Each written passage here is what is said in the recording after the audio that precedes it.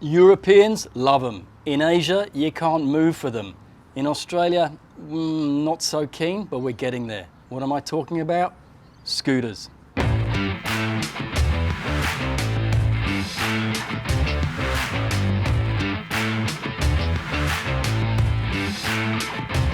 YMA, we've got a scooter for everyone, from the affordable, lightweight, economical Delight 125 right up to the top of the range NMAX T-Max, which is a super sports scooter with all the bells and whistles.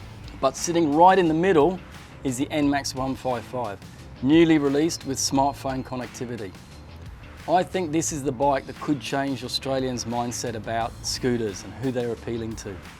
If you're a super sport rider or rider of a bigger bike who's looking for a everyday commuter, look no further than NMAX 155. It's an ideal second bike. But don't take my word for it, we've got a super sport owner who's also got an NMAX 155, a guy called Jake Belford. Let's hear from him. So Jake, full disclosure, you actually work for YMA, but you're also a motorcycle racer with a very interesting collection of bikes. Can you tell us a bit about them? Yeah, well, I currently have a Race R6 that I'll be racing this year, and I previously had an R1 and MT10 SP. So what interested you with the NMAX 155? Practicality, narrow, so it's very easy to commute to work. Interesting, you don't strike me as the kind of guy Yamaha was thinking of when they developed a scooter, but do you feel like you're a scooter guy now? I guess you could say that, but I just feel like a normal rider out there going to work. It's a great bike, even as a second bike. It surprised me how much I was riding it, going to work, popping to the shops, fitting stuff underneath the seat. Would you say you're riding it now more than you would your sport bike or your R1? I've actually taken it on some twisty roads and it's definitely surprised me how fun it is as well. I suppose you can add to that fuel economy, because fuel's a big issue nowadays.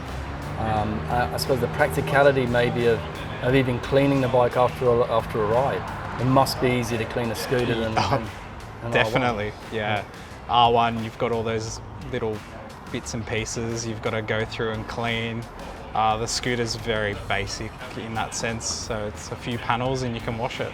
I'm almost riding it more than my van now to work, just because of the sheer convenience. It takes me 10 minutes on the scooter to get to work. Sometimes with traffic it can take me up to half an hour. It's definitely a surprising bike, even on the motorway. I've ridden it in all types of conditions, rain, sunny days, and it's very practical, even through corners, but even through tight traffic. It's very nimble. I think the smaller wheel helps maneuvering around cars as well.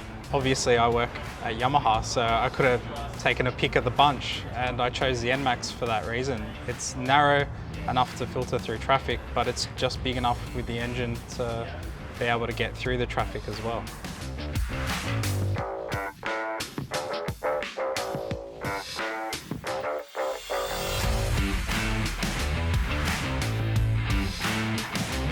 Yeah, it's also got those great features like connectivity, smartphone connectivity.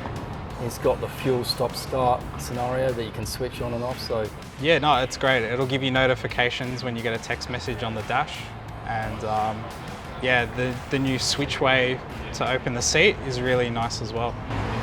We're claiming up to 40 kilometres per litre, but I gather the way you ride, probably around about 30 might be close to the mark. Yeah, I'm not shy on the throttle, that's for sure, on this thing, but it's actually still pretty surprising, even the way I ride it, how good the fuel economy still is.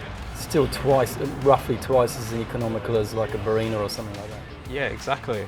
And why would you want a small car when you can have one of these?